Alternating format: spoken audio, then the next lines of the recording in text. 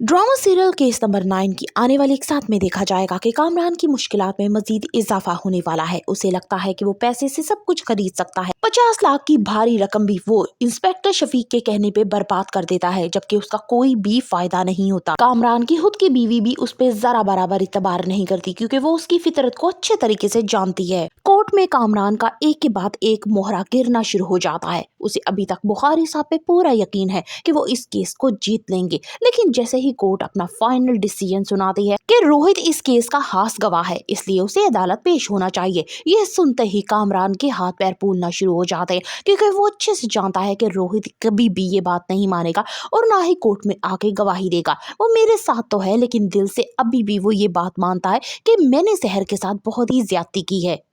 कामरान फौरन ही रोहित के घर आता है और उसकी वहां पे मुलाकात मनीषा से हो जाती है। वो मनीषा को समझाने की कोशिश करता है कि सहर जितना पैसा मांगती है मैं उसे दूंगा, लेकिन वो मुझे माफ कर दे। मनीषा कहती है, यानी तुम मानते हो कि तुमसे गुनाह हुआ है, लिहाजा अब तुम कोर्ट में आने से क्यों डर रहे हो। वो रोहित से कहता है कि रोहित, हम तो पुराने दोस्त हैं, लिहाजा मुझे उम्मीद है कि तुम अगर बिजनेस पार्टनर आगे रहना चाहते हो तो इस केस में इन्वॉल्व नहीं होगे।